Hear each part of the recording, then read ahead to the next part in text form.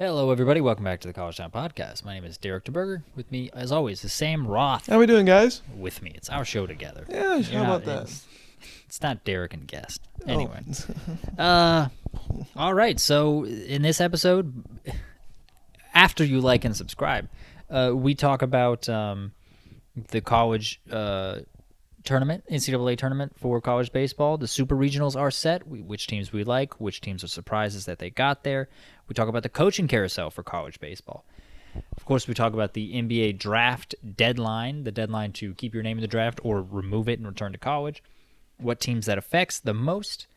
We talk about some quickie college football news. And I think that's about it, honestly. Yep, about all she wrote before this one. Kind of ran through that one pretty quickly. There we go. All right. Hope to see you in the episode and hope you enjoy it. Like and subscribe. Again, bye-bye.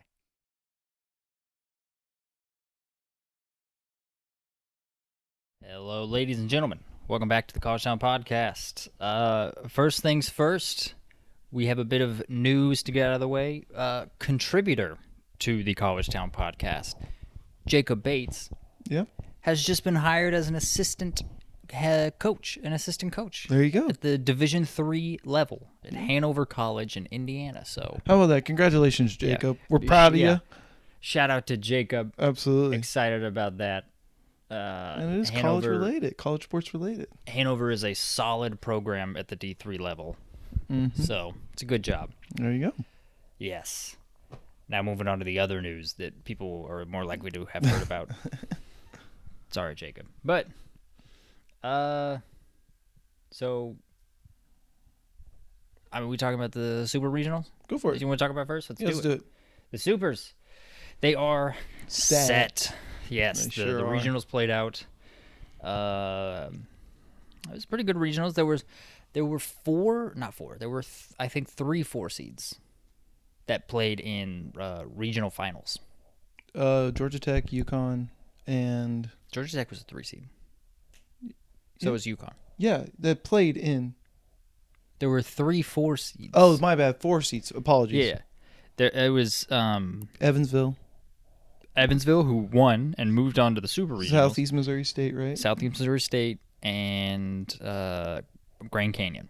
Oh, yeah. Who I picked. You did pick. I picked to win that regional. But unfortunately, and they lost. The team that we despise made it, or at least I despise. West Virginia? Yeah. I just don't have the same vitriol. Well, fair enough. I mean, again, a West Virginia fan didn't slash my dad's tires. So. No, they did not. But screw Morgantown. Yeah, I'm sure a lot of people in Morgantown have said that. But no, so there's actually only 1 4 seed from a regional that advanced. Last year there were 2. Really? Yeah, Stetson and Oral Roberts. Oh yeah. Which Oral both Roberts. of those teams made it. Really, to the College World Series? I know Oral Roberts. Oral Roberts made it, but both of those teams made the tournament this year. Oh, I gotcha. Stetson actually won a game. They were not a terrible team. Right. So, based off the recap, what do you make of everything from this weekend? Between the rain delays and games, there were some rain delays. It was bad. Kind of getting done, but they got there eventually. So I would say I'll get this out of the way. I don't care that Florida made the Super Regionals. I still don't think they deserve to be in the tournament. Interesting. Baseball is a random sport. I don't think you Still had to win 3-4 games depending on how many you lost. They had to win 3 in a row. Yeah, there you go. Yeah, because they lost their first one, right? Yes. No. Yeah, they won 3 straight. They won their first one. Oh, okay. They beat Nebraska. Right. Well, here they are. I just think they got kind of like a meh regional. Am I rewriting history here? I don't think so. I mean, who was their seed? Their Oklahoma State. Yeah, they kind of did. Between Nebraska, them. Yeah, Nebraska.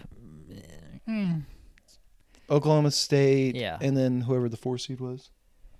Can't recall. Oral Roberts was in Oklahoma's region. I can't even remember. Right. It doesn't matter. Oh, Niagara. Yep. They got Niagara. They got a team from upstate New York. There you go. Well, now they're going to be playing a lot closer to home in South Carolina, in Clemson, right? Yes. So it'll be interesting to see.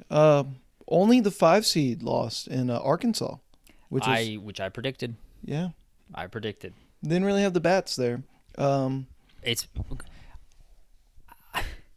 there's no real hard proof of this, but I'm pretty sure Arkansas was the team that was caught cheating, and I think that's why they were on a slump at the end of the year, and I think that's exactly why I didn't trust them. And yeah, their bats didn't show up. No, they didn't. It is interesting though because you are seeing a lot of the top prospects, I should say, for the draft coming up soon, who made the Super Regional in West Virginia with Westberg. I don't know how to say his name. Yeah, they got he's very good. He's a good batter. I believe The Oregon State guy, Brazana. absolutely. You've also got did Wake Forest make it? No, they did not. So No. Wake Forest actually they got eliminated in 2 games. Wow. Yeah. So there goes Chase Burns' career as collegiately. Dude, that's like 5 guys for Wake Forest. Yeah, I know. Wake Forest is loaded this year. They sure were. It's such a disappointment of a season for them. Charlie Condon of Georgia. Can he go in the draft? Yeah.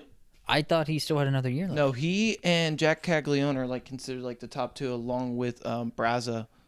Yeah. It is Braza. Right, and then Nick Kurtz, who you're talking about, of Wake Forest. We've also got, I said Chase Burns already.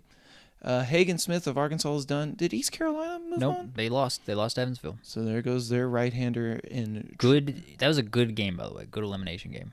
Really? On Monday. Once again, we're filming this on a Tuesday. That was the Monday noon game, right? Yep. Yeah. So it was tied. ECU hit 3 runs in 1 inning to go up by 3. Oh wow. Evansville, they got a run the next inning, but then they couldn't take back the lead. And then a few innings later, they hit a 3-run homer to take a 1-run lead. And then they just held on. It was a good game. Who? I'm definitely rooting for Evansville. I'm not confident for them against Tennessee. I've never been more impressed at a pop out than watching Tommy White hit for LSU, their third baseman. Very long hair. He hit a pitch, like just slapped at it. It looked like out of the zone. He was mad as soon as he hit it. Out of the zone, trailing down opposite field, right field line. It was like almost to the warning track, and he just slapped at it. Yeah. And I was like, oh my. He has crazy power. There's a reason why this guy's got 24 home runs on the year. He's top 10 in college baseball history with home runs. I can believe it. He's tied for 8th. I can believe it. I think he has either 73 or 75 home runs in his career. Goodness. He's insane. And he's going to go pro after this year. Well, so yeah, he's not even going to play a full career. Well, it's also just an interesting rule that they have in baseball where either you're allowed to go out of high school, straight out of high school, or you have to spend a minimum of 3 years in college. I like it, though. It kind of is nice, though, because if you think about it, unless you're just an absolute raw, extremely impressive prospect, would you rather spend your year's development at a collegiate level? Yes. Or in the middle of Chattanooga, especially AA? When you can get paid now. Right. 100% collegiate. Because right. You're getting a degree on top of that. And baseball's one of those sports that, like, I think a degree is really, really nice to have. Because sometimes you can be really highly touted draft pick, and then you go into the minors. You just never make it to the show. Well, it's pretty common. I mean, I think the NBA, it's like a 3 to 5 years is the average career, and so is that for the NFL. Yeah, NFL's. And then also, like, for the MLB, it's like just a matter of if you even get to the majors. Yeah. You know. And pay in the minor leagues is terrible. It is. Guys are making anywhere from, it really just depends. You can make as low as $30K a year to, some guys are on major league contracts are getting optioned, but if you exclude those guys, it's probably like $500,000 if they have a little bit of service time in the MLB. But if they haven't hit the MLB, it's capped around like 6 figures. Yeah, it pays bad. So when you're starting out, but if you're getting a massive signing bonus, it definitely does help. Yeah, but no, like you were saying, there's a lot of top prospects. Vance Honeycutt is someone he plays for North Carolina. He's very good. He sure is. He had a big walk yesterday to keep it alive. He did. No, I mean I believe you. It's a funny thing to say. Just it is. I mean, it was a good AB. It was basically top of the ninth. They needed a run. He kept the inning alive, passed it on to the next person. Is there anything about who made the regionals that sticks out to you? Let's say other than Evansville. UConn a little bit. Just the fact that they had to go all the way to Oklahoma and they have a good bit of travel. Mm-hmm. I would say that was a little bit surprising to me. Florida was a little bit more surprising, but now, hindsight, looking at the regionals, should have been more aware of it. I still don't think Florida deserved to get in. I hear you. I will die on this hill. I was just disappointed. I wanted to see more fun teams, if you will. Like, I was really high on Dallas Baptist, UNC Wilmington. I wanted to see some of those teams have a shot, but it is what it is. UC Irvine against Oregon State, I wanted them, But this Oregon State team's good, though. I'll be honest. They are. I don't know how Oregon State got the 15 seed in the tournament. But they have Kentucky now, so that should be a really fun regional. That's probably... I mean, it's the only two ranked matchups in the Supers. Right. Kentucky, Georgia, Oregon State, and then Georgia, North Carolina. I think Kentucky, Oregon State is going to be the best matchup. I think so, too. Because I think Oregon State is way better than a 15. Kentucky, I'll be perfectly honest, kind of got screwed a little bit. It'll be fascinating. It'll be fascinating to see because, there's the whole rivalry aspect of the SEC versus the ACC, in my opinion. And you got Clemson versus Florida as well as Georgia versus NC State, which will be fun. So, I mean, those two right there, it'll be interesting. Mm-hmm. Yeah, that's basically my takes. You want to do pick'ems for them now? Or Sure, we can do them. All right. Okay, let's do the first one. We got the 1 seed Tennessee versus Evansville. I got Tennessee. Let's go Evansville. Why not? I would love. Why not? 1 seeds have actually done terrible in the tournament the last several years, but I don't know. I think Tennessee. I don't know. I think they're gonna move on to their first. I think it's their first College World Series under their current coach Tony something Vitello or something. Anyway, I got Tennessee. Next one is number 2 Kentucky versus number 15 Oregon State. It's a long way to travel. That is a long way to travel. And I think because of that, I'm going with Kentucky. I'm going Oregon State. I would love to go for Oregon State. And as far as star power goes, I think they have it. It's just a long bit of travel. Yeah, I'm going with Oregon State because they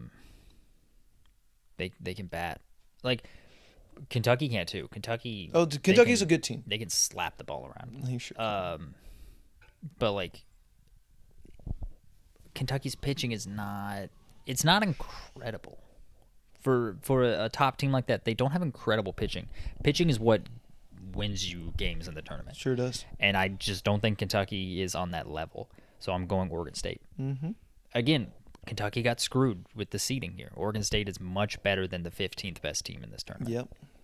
Next, Texas A&M versus Oregon. I think it's A&M. I think this is a competitive one. I could see this being Texas A&M sweeping, but both games are competitive. Mm-hmm. I just think Jim Schlossnagle is the best coach in college baseball right now, and it's at A&M. They got a big old stadium and some passionate fans with some lame traditions. Give me A&M. All right, North Carolina versus West Virginia. I know who you're picking. Give them Unk. Come on, Unk. I'm gonna go North Carolina too. I think they're really good. They're very good, and they're very hot. If you take out the conference tournament, which most teams don't really try that hard for their conference tournament, they're gorgeous, man. They're a hot team. I was wondering where you're going with that. No, they won 12 out of the last 14 to end the regular season. Mm-hmm. They only lost 1 game in the regional, and that was in the first regional final game. I think North Carolina's just going to keep rolling. All right. Next up, we've got Kansas State versus number 12 Virginia. I honestly don't know too much about either of these teams, to be honest. I'm going to go with Kansas State. I got a friend that's from Kansas State. Oh, from Missouri. So, from Missouri? well, Did he go to Kansas State? Yeah, I think so. Okay. I think Kansas State is.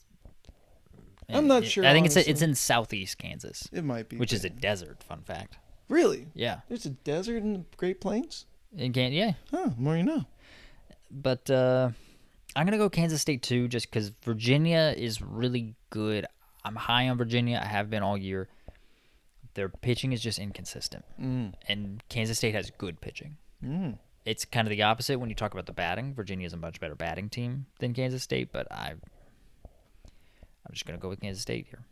All right, Clemson versus Florida. Clemson. Yeah. Give me Clemson. Clemson's really good. They're Yeah. very good. Georgia versus NC State. This is a fun one because I think these are two teams that are they've been peaking at the end of the year. Both of these teams, I think, Are solid. have been playing their best baseball the last month of the season. Give me Georgia. I'm going with Georgia too because I think they have the best player. Oh, yeah. They most definitely do. Yeah, I'm taking Georgia. All right, finally, Florida State, not North Carolina, UConn. I don't know why I said North Carolina. Number 8 Florida State versus UConn. I'm taking UConn. That's a fun pick. I'm going to go Florida State. Yeah, I'm taking UConn. I think it's honestly, it's probably because I didn't pick Florida State to make the Supers. Just doubling down on that. But yeah, I'm going to go with UConn, I think. Not hedging your bet. You're just They were in sticking this with position last year. They were a good team. it. Yeah, absolutely. All right. Those are our picks for the baseball. This was actually okay. This is something just that I noticed. It's very quick, Let's go for it. but it's on the NCAA tournament. It's on that topic still. There have not been just these explosions of runs scored by the regional hosts like there have been in the past. Right. Like normally there's a few teams every single year that like crack 20 plus runs in the tournament just because they play these 4 seeds that sneak in their regional, and you know they're at home and they just crush teams. I'm not really seeing that this year. Yeah. Like the highest scoring has been Florida, Nebraska. well, that's like for one game. Oh, you're but talking I'm saying like over the course of a regional. I'm saying like that's a total game. I'm saying Okay. like one team's highest scoring. It's been East Carolina. They scored 19 runs, which is close to 20, but they scored 19 against Evansville Oh, okay. in their rematch of Evansville. Just ran it up, right? I mean, do you think it's good pitching or bad batting? Both. It's Both? got to be both. Like, I mean, bad pitching can really hurt you. Like, Yeah. I mean, there's also another thing to be said about, like, saving an arm, to get another day of rest, to let another guy go out there or whatever. Because, I mean, like, Evansville, I think, did they have to win out or did they win their first game? No, they beat East Carolina first game, Right, so then they and lost. then they beat VCU. Right, and then they lost to East Carolina, and then they had to play a final, right? Or did they win out? They lost their first game to Right. East Carolina. So in I the wonder if that's just regional part of championship. management where it's like you kind of just like once you know you have a game to give and the game is gone, you kind of just throw garbage arms out there at some point. There is also a management aspect to that. Yeah. Where you're just like, all right, freshman, go out there, get in a regional. You get to say you played. If you get shelled by 7 runs, it's so be it. You know, it's could also be that aspect of it where it's also the other thing about pitching now is like it's becoming such a common thing where velocity is the only thing that matters now when it comes to prospects and in major leagues. What we're seeing now is because of the way Tommy John surgery is operated is that guys are throwing as hard as they can every single time they step on the mound because it's all about increasing velocity, increasing velo, putting a lot of stress on that elbow and that shoulder and everything. And then once you get injured, because it's not a matter of if you get injured, it's a matter of when because of the amount of stress you're putting on that arm. You get Tommy John surgery, you're out for a year, you come back, you do it again. Also, with medical advancements, when you get Tommy John surgery, pitchers tend to throw faster. They could come back better. Absolutely. But most of them come back with harder pitches. Right. And so that's the name of the game now, where if you want to get to the next level, unfortunately, because if the whole aspect of competition is like, if you're like, well, I care about my arm, I care about my health, I'm not going to do that. There's someone behind you who's going to do it. And so it's a game that you kind of have to play as a pitcher to progress, because it's all about spin rate, how long your fingers can stick to the ball and come off of it. Because whenever people say he has a rising fastball, yeah, it's not the ball doesn't actually rise. It just doesn't drop down because of the amount of spin on it. Sure. So the name of the game is spin rate and velocity, because those are the hardest pitches to hit. The faster it goes and the more it spins. Yeah. I guess you're right. I think I could definitely see this being just like the management of the pitching this tournament. It's going to become the new trend, because also with the NCAA baseball tournament, mm-hmm.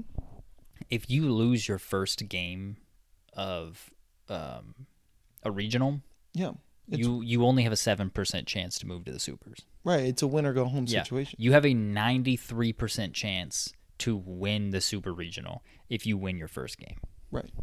Or win your first two, probably. It's 86% if you win your first two. It's like... Right. Because, I mean, like, if you win... I think it's 3...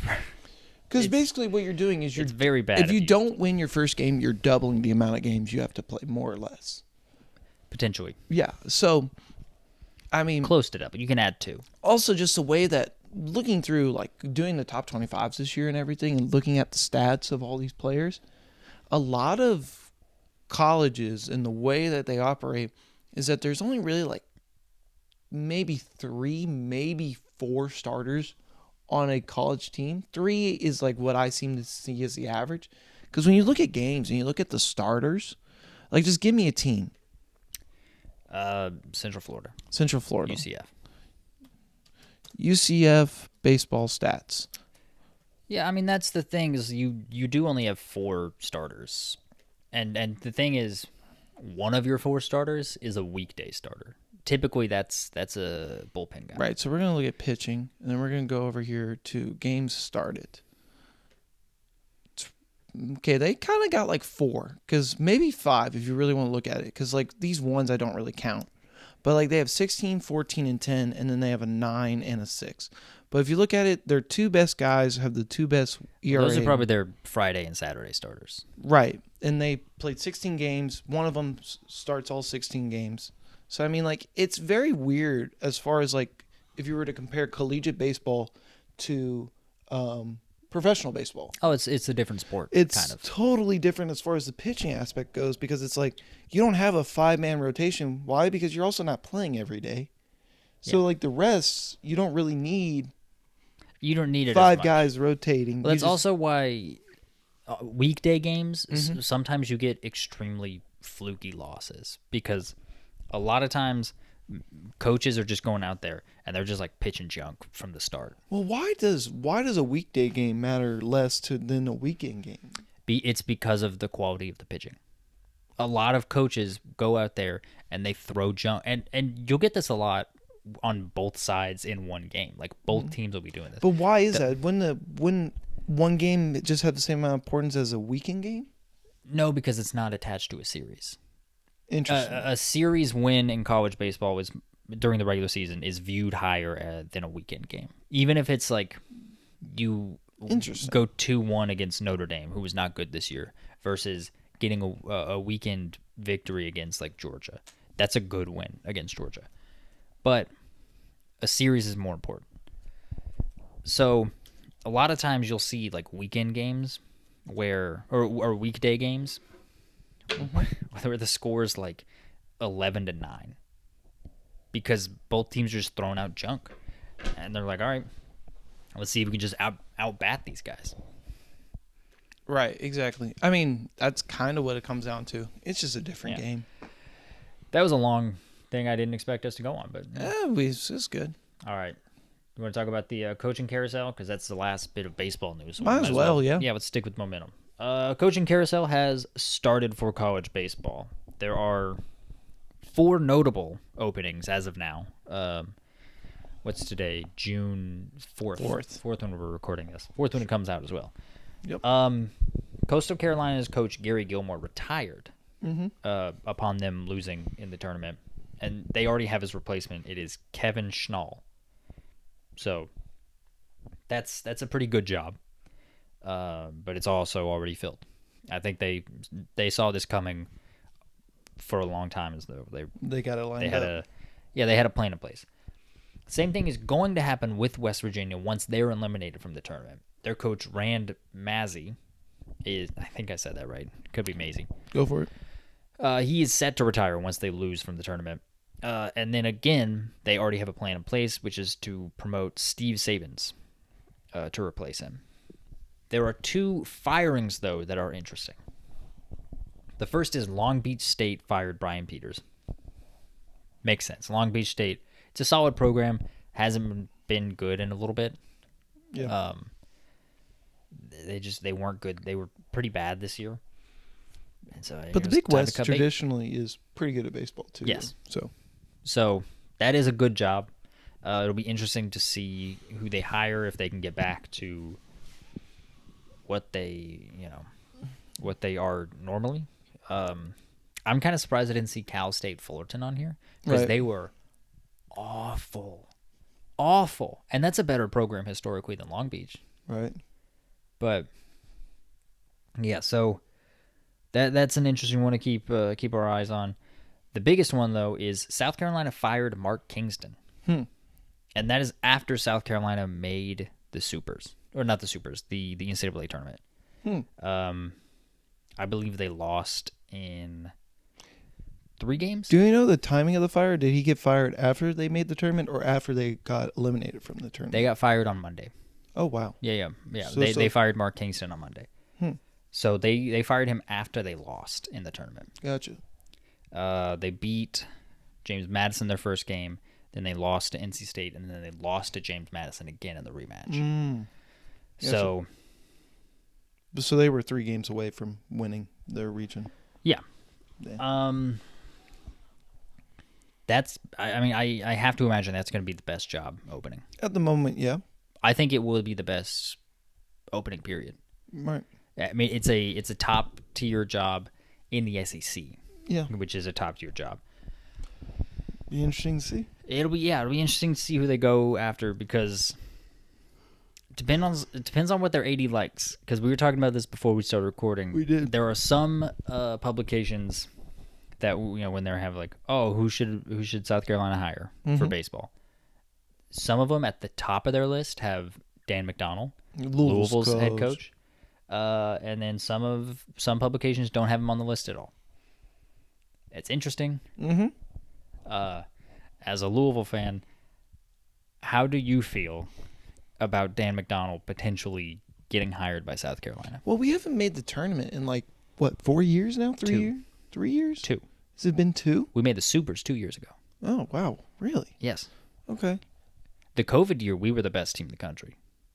We were absurd. That's debatable. I'll give you that. But that's debate. Louisville was absurdly good that year. Recency bias, it's like, is there another coach that we could get better if he were to leave? And answer's probably not, so I would like for him to probably stay. I mean, he has been here since, 2007 we were just talking about. So I feel like he's rooted. He's got roots here. I would like for him to stay. I will say, though, that it is weird watching your team, who is historically, I wouldn't say a great team, but we're a decent program. We are now, yeah. Right, we're a decent program. We're pretty established. I don't know. I would want him to right the ship, but it's like at some point, it's like we haven't made the tournament for a couple of years. Yeah. So, I mean, it could be one of those things where it's like bittersweet if he does go. Like, I'm not conflicted either way at this moment in time, just because of the recency. Like, if he goes and we can get someone who's comparable, sure. But then also, like, if he stays, it's like I'm not torn either way. I kind of feel the same way. Like, I'm at those crossroads right now where it's like either or. Yeah, the way I feel about it is Louisville is in a weird position right now where we're a decent program, decent. I guess you could say historically, but really it's only in the last 20 years. Right, we're decent. We make the tournament. We can maybe make We've made 5 College World Series. Right. Which is good. That's very good. Right. Which is like 1 in what? 4? 1 in 5? It's better than 1 in 5. Right. So slightly. That's like making an Elite 8. So like, it's very good. But yeah.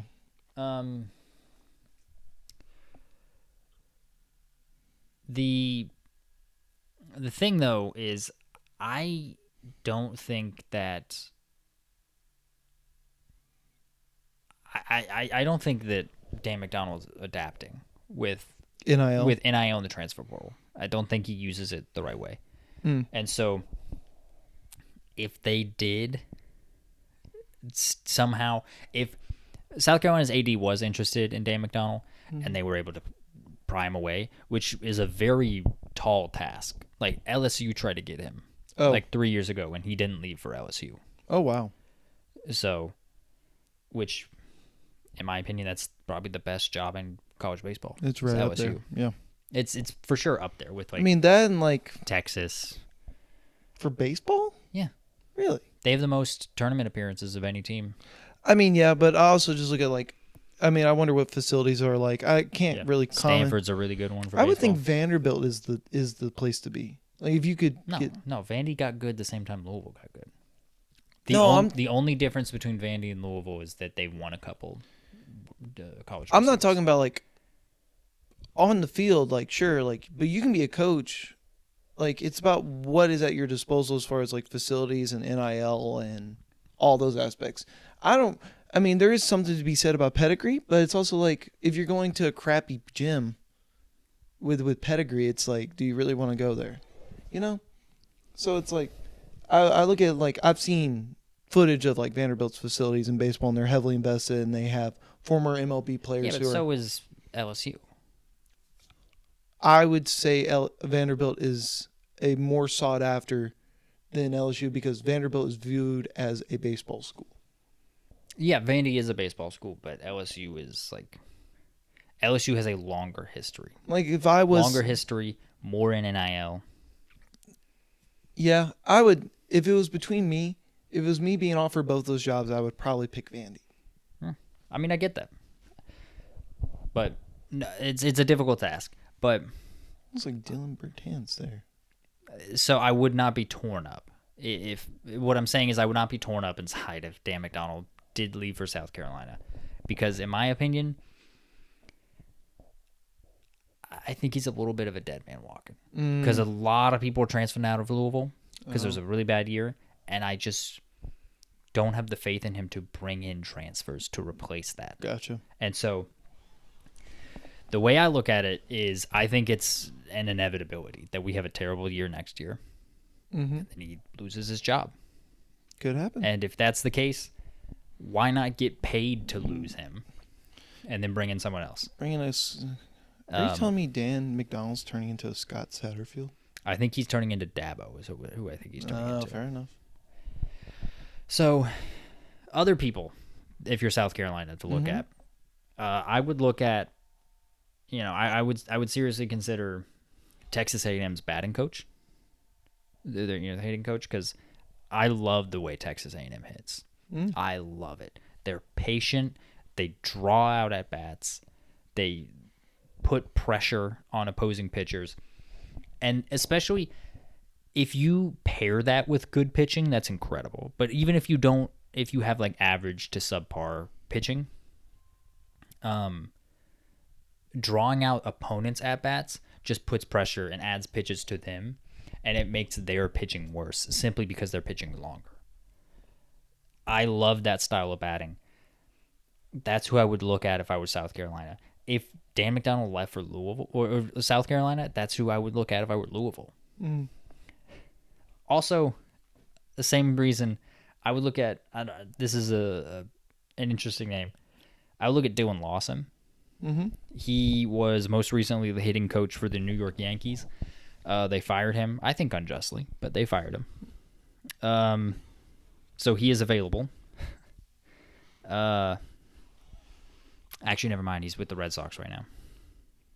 Yeah, well, never mind. He's with the Red Sox. Okay. You know, he might take it for a head coaching job, though. He might. Dylan Lawson's worth an interview because he has the same approach to batting. But you don't know his stance on A, being in college, B, NILC transfer portal. Like, you don't know how he would approach that. So I think it's worth an interview if you can get one with him. But, yeah. I think South Carolina is probably going to go after an established head coach at a lower school, though, because South Carolina is big enough they can go out and get someone. Could. Yeah, absolutely. I spent a long time on South Carolina. Hey, it is what it is. All right. Ready to move on? Let's do it. Okay.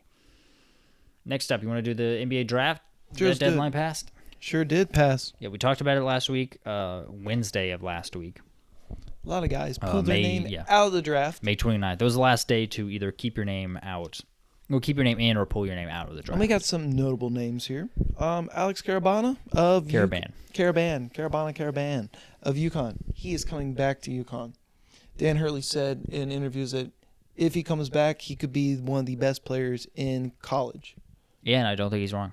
Next up, we've got Jackson Robinson of BYU. He has pulled his name out, and he's also transferring with his former coach to Kentucky, Mark Pope. That's big for Kentucky. They kind of needed Jackson Robinson. It is a good wing to get. Well, yeah, so Kentucky was good without Jackson Robinson. They had a good roster, but they didn't have like that go-to scorer. Right. And now they do. And now, with the go-to scorer, Nate Oates gets to keep his main man back. Mark Sears is returning back to Alabama. Point guard who came off the bench when they were a 1 seed, led their team last year to a Final Four. I don't think he came off the bench. He sure did. He transferred from Ohio, though. Right, he came off the bench that year. Oh, okay. And then I'll take your word for it. And then because that was the year with Brandon Miller. Yeah. And then he's back now with Alabama. Also, Caleb Love is coming back to Arizona with Tommy Floyd. Absolutely. And Michael Ajayi, I don't really know much about him. I know he's from Pepperdine. He's good. But he's transferring to Gonzaga with Mark Few. So those are like the most notable names to pull their name out and to either come back to the school that they were at or transferring to a new school. Yeah. And Coleman Hawkins, who has not yet transferred, but he is in it. Absolutely. Coleman Hawkins, so it's interesting. He was the wing 4-5 guy.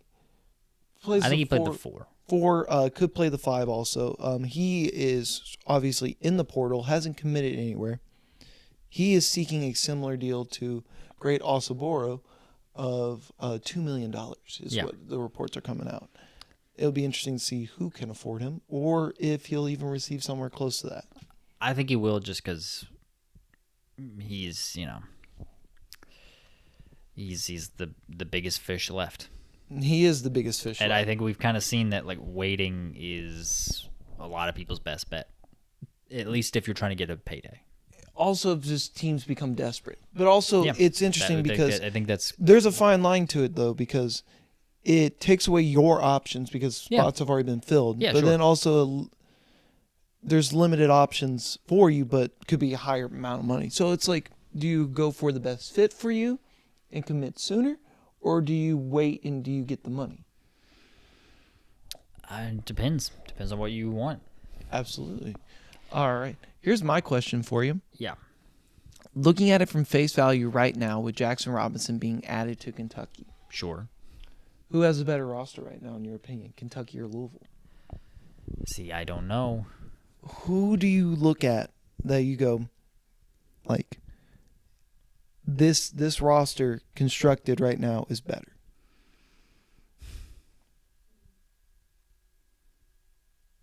Okay, so I think I like. I'll break it down by like group. I think I like Louisville's bigs more. I really like Case and Pryor. Right. Noah Waterman is good, especially for threes. Pat Kelsey's system. Mm-hmm. Frank Anselm eBay is he's a depth guy. And then Connie Roots, he's, depending on where you look, top 30 freshman. Mm. He will probably receive some playing time. Excited to see what Roots can do. He's unproven, though. I know that. I think Kentucky just got a lot of good, not great bigs. So Brandon Garrison and Amari Williams. And Carr. From Is Carr really considered a big? Yeah.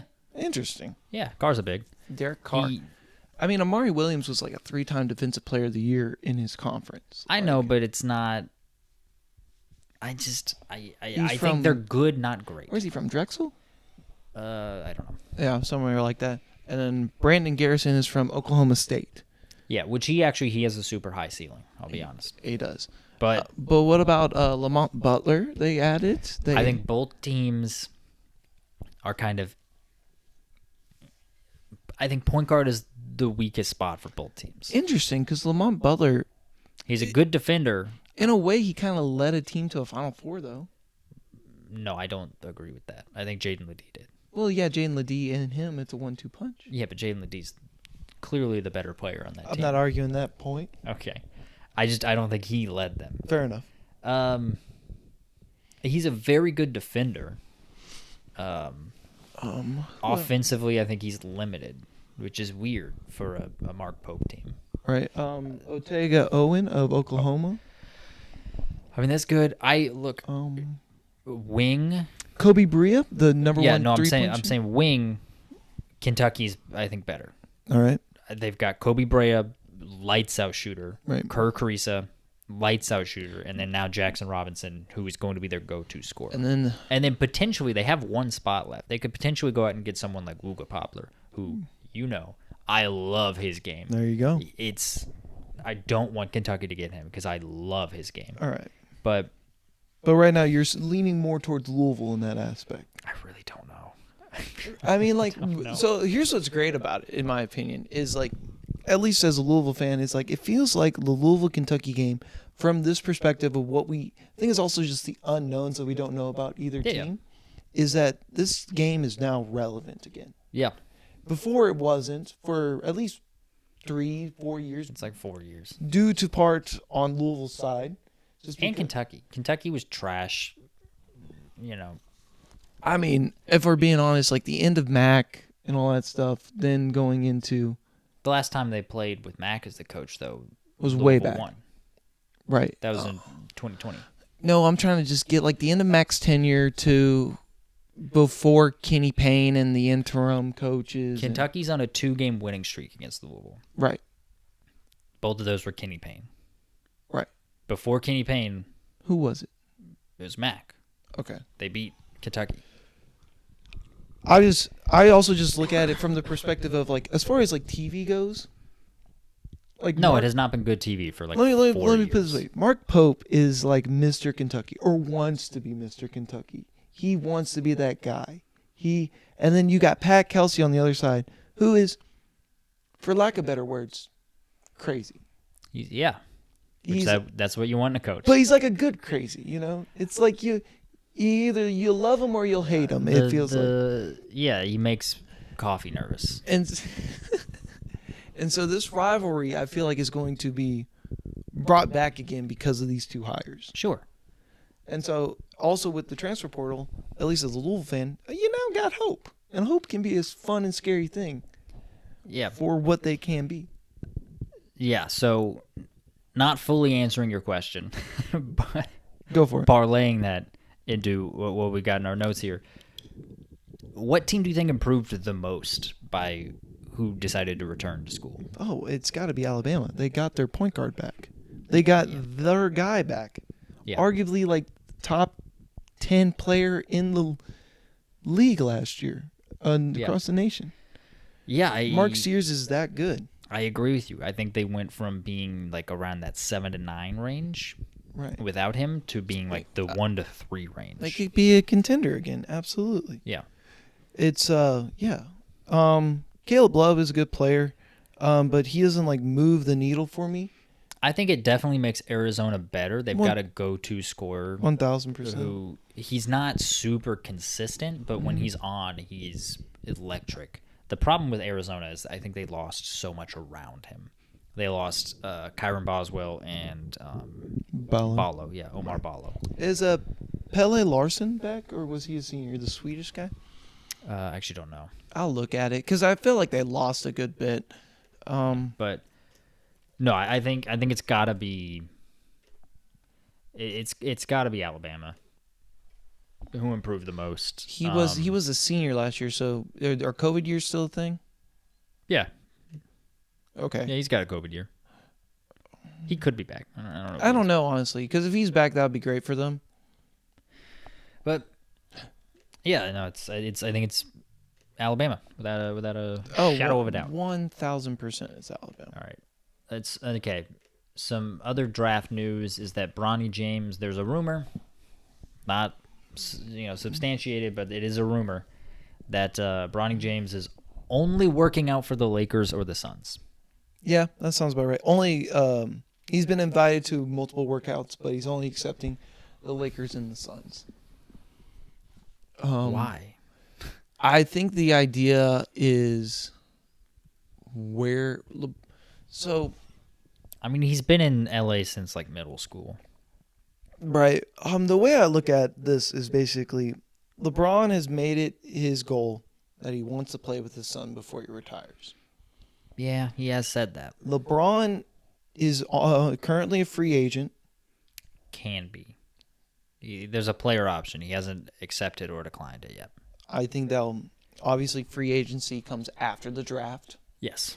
So, also to Stephen A. Smith's point that he has made, before the combine, Bronny James was ranked as like 96th or 98th best player in the people who have entered the draft. Mm-hmm. After the combine, he conveniently moved up to the 54th. People are just talking themselves into him. Well, that's according to draft specs.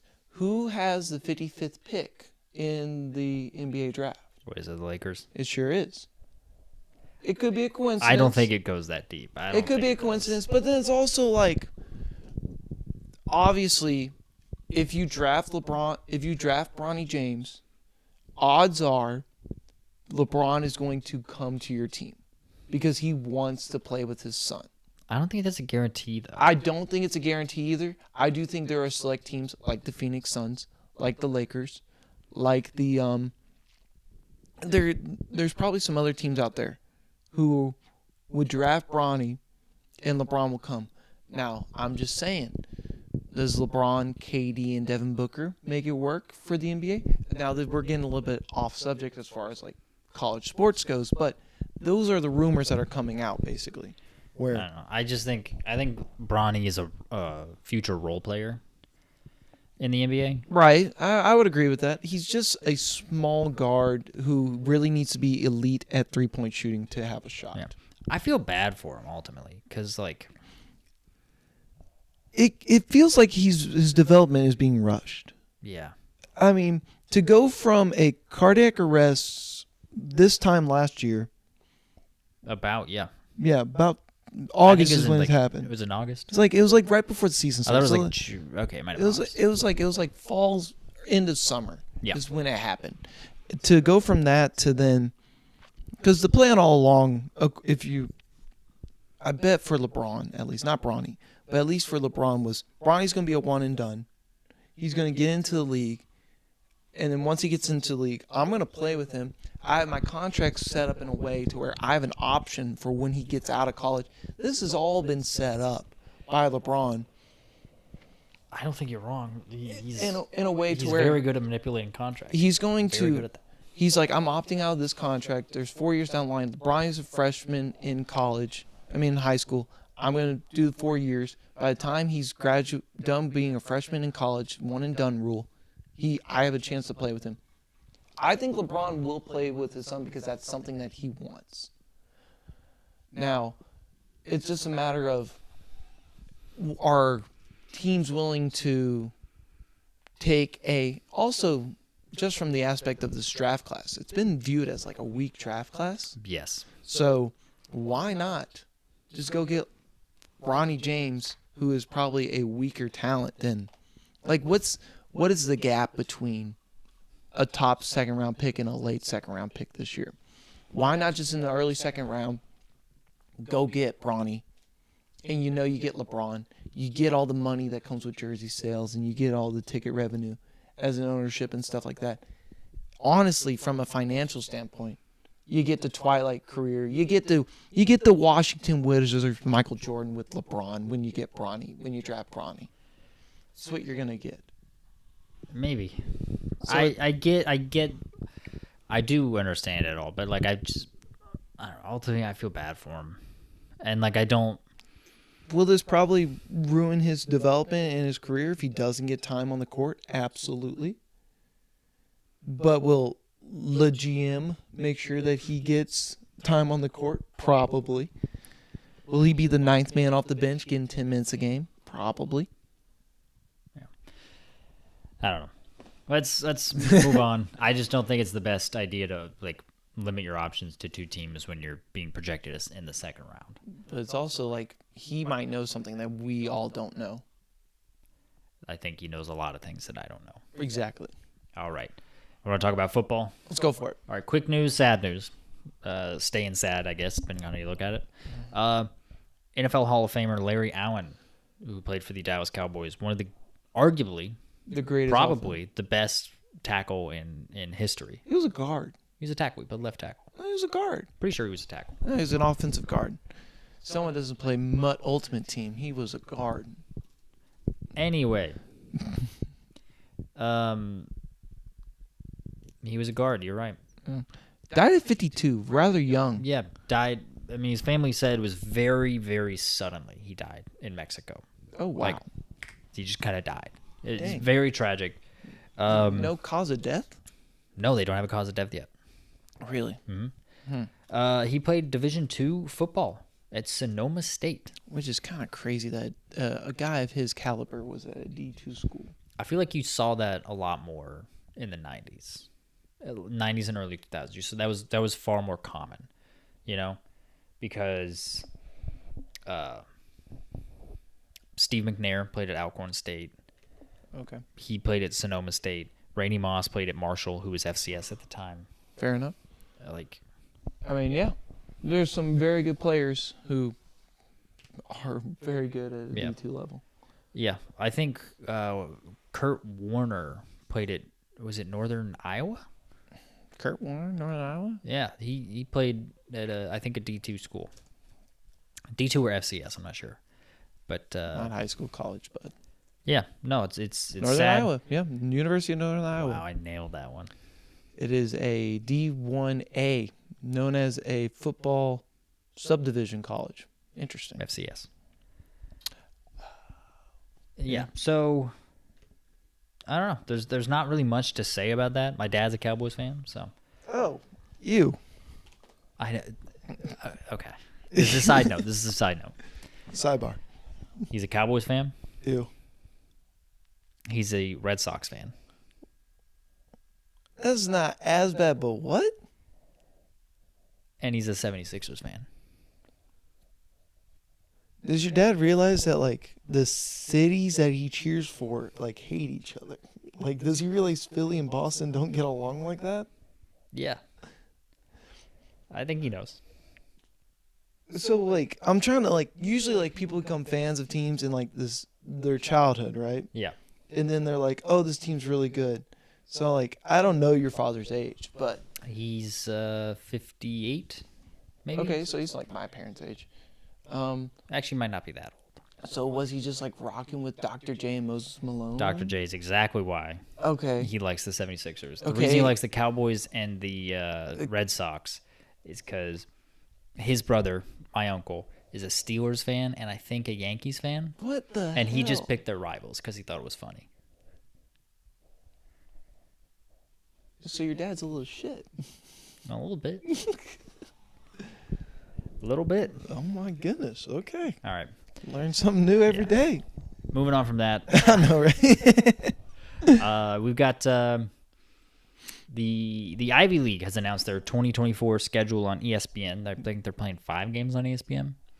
Most of them on Fridays. Is this for football? This is for football. Gotcha. Ivy League getting football on ESPN. So here's, in my opinion, Here's what's notable about this is that with the House settlement, schools can opt in to pay $20 million or not. I could very, very easily see all the Ivies not opting in. Nor would they have to. No, they don't have to. Nor should they. I think there's an argument they should. I don't know, though, because there is something to be said about an argument on academic prestige and the value of that education. An Ivy League. The value of like what you're bringing to the school is much higher than the value of the education. I don't know. There's been a study shown that the upward mobility for an Ivy League degree is not as severe as people think. Also, really, you could go to Stanford or Northwestern or Duke or Texas and get just as good a degree. Fair enough. So I don't think that an Ivy League degree surpasses that so greatly. So, but also it's like, I think it also just depends on the sport too, because it's like they're not they're not D1 in football. They're not. They are D1, but they're FCS. Right, but they're also like not historically known for like amazing basketball. Like Yale and Princeton and Harvard have had like decent teams in the past. Outside of that, not notable in any drastic sense. Apparently, looking into it more, crew is massive in the Ivy Leagues. Yeah, a lot of these like rich kid sports are big, and it's so that there's actually a documentary about it. It's very interesting. But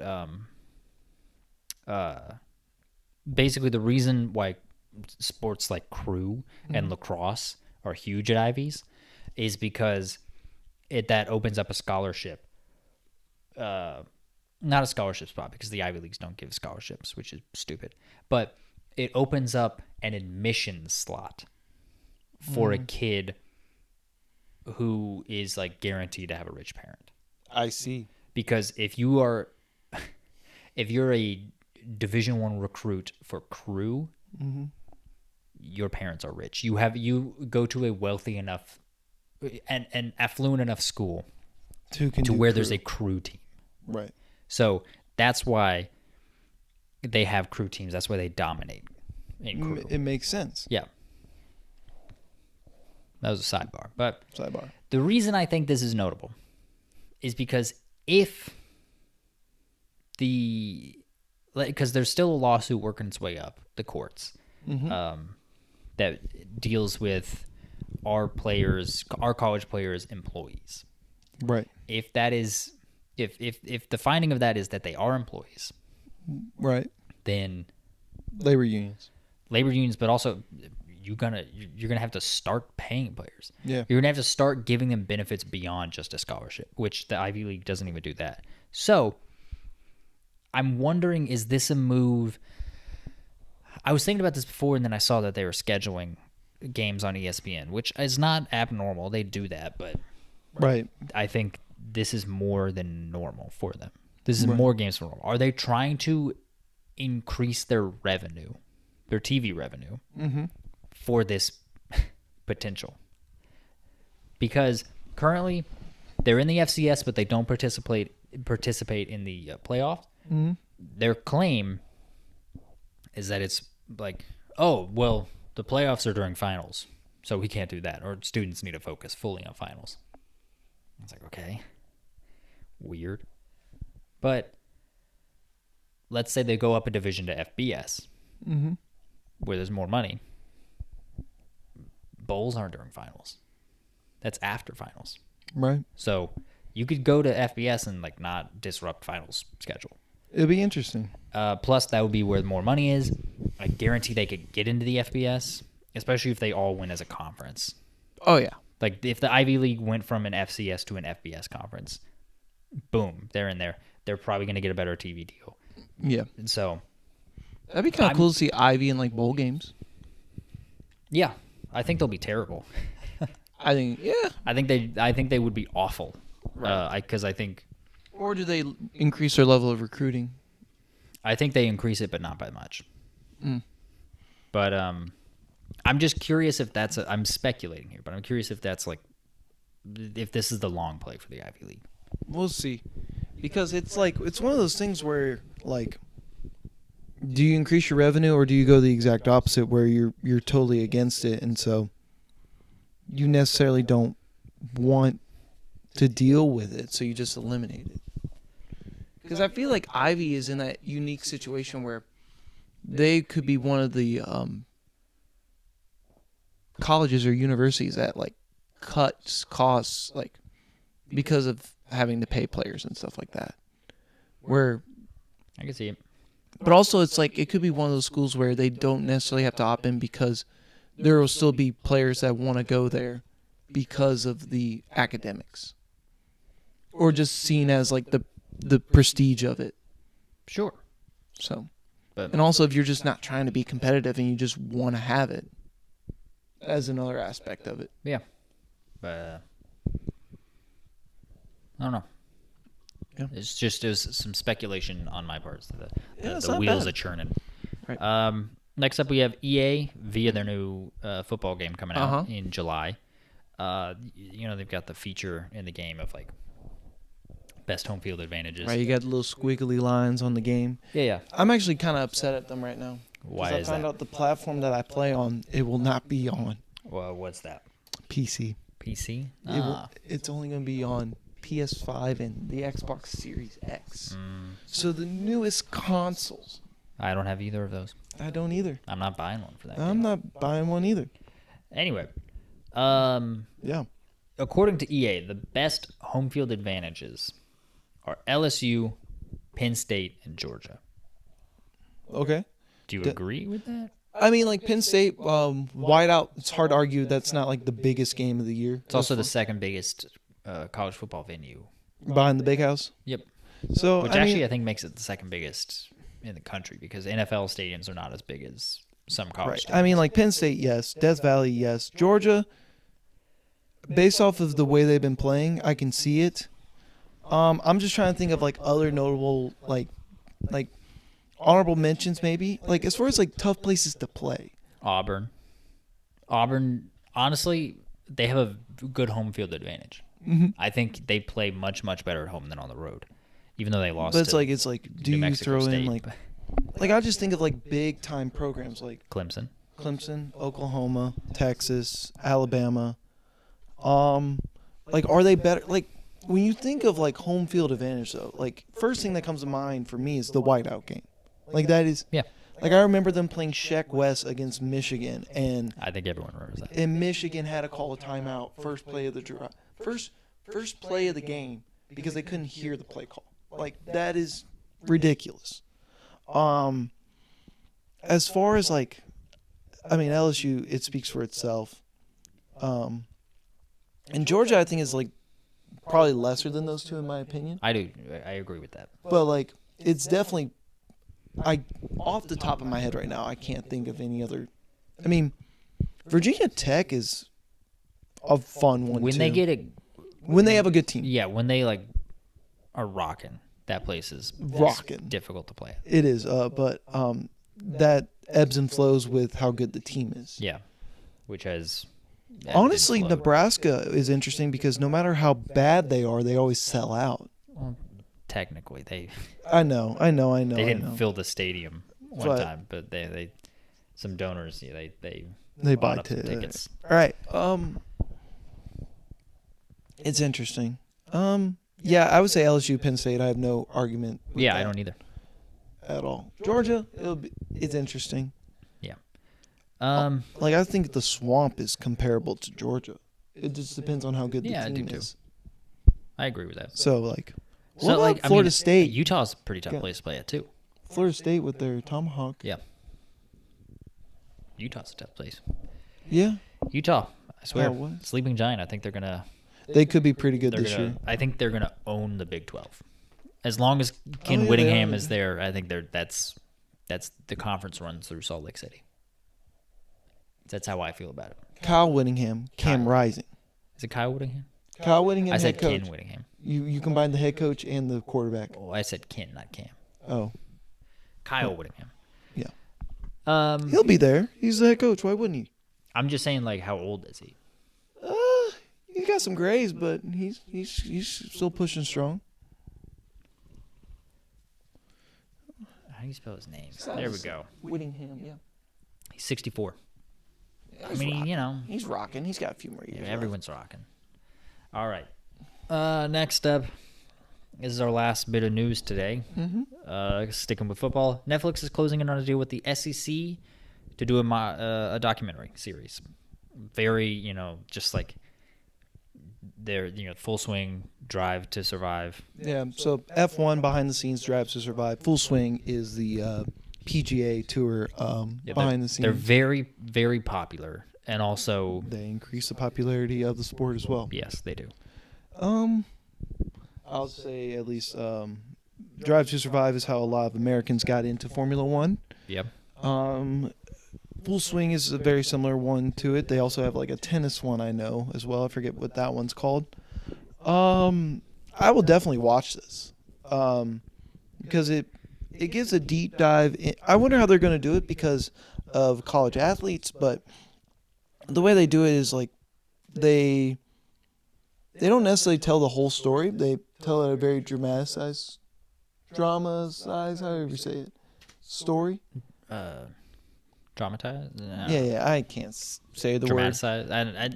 I'm You know what I'm saying. getting in my own head now. Right. I can't think of it. But anyway, like with Drive to Survive, they cover a race. With Full Swing, they cover an event like PGA Championship or whatever. In a season. Right. So they'll cover like a game. I wonder how they're going to do it just because of, like, I imagine if it's like week 1 and they just have like 6 cameras or 6 different crews at 6 different games or whatever, how they do it. But it will be interesting to see the coverage from behind the scenes of head coaches to behind the scenes if they're able to get players. I think that would be really cool as well. What teams do you think they're going to follow? So if it's the SEC, I imagine it's going to be your top dogs. Georgia, Alabama, Ole Miss. Yes, those are the 3 notable ones. Do they do Vandy? No, but Vandy's so bad. Here's the way it works is like in Drive to Survive, there's 10 teams, right? They will cover the more notable teams like McLaren, Ferrari, Red Bull, Mercedes a lot more than they will, let's say, a Haas or Williams. Well, okay. Or a Alfa Romeo. But how much do you think that they're going to try to do every team and then just see how the season plays out and then make a story from that? Is exactly how it works. So, like, to give you an idea, for Drive to Survive and Full Swing, they don't release it until the season's over. Yeah. No, I know. So, I personally think it's how the season plays out is how they edit it and how they will release it on a week-by-week basis. So why not Vandy, baby? Vandy will be in it. I'm just saying to you, like, the slice of the pie that Vandy will receive is going to be minute. Unless Vandy, for some reason, becomes extremely good all of a sudden. I would love it if Vandy started off like 8-0. They could. I'd love it. It's improbable, but it's could. Quite improbable. You know they have Jerry Kill now as a part of their football program? He's like, an advisor. Because he's retired from coaching officially. But no, he retired from coaching and then he went and took a job at Vandy. There you go. Which actually is a good get for their program. Jerry Kill's a very good coach. Yeah, I would say so too. I would definitely watch the series though. I'll watch it too, unfortunately. What do you mean, unfortunately? It's the SEC. I hate the SEC. They're so annoying. Yeah, they're with them and they're good football. No, it's because they're annoying. Oh, come on, let's be real. Every Saturday, mid-October, you turned on CBS to see what SEC game was on. It's going to be Big Ten now. Oh, really? Yeah. CBS is Big Ten now. Who has the SEC? ESPN. Really? Yeah. Wow. Did not know that. Yeah. Huh. Yep. So, I turn on the games that are good. Yeah, that's me. Which, unfortunately, is a good bit of SEC football. Sure. It's good. It's a good bit of a lot of schools. Yeah. Look, there are good games everywhere. Mm-hmm. All right.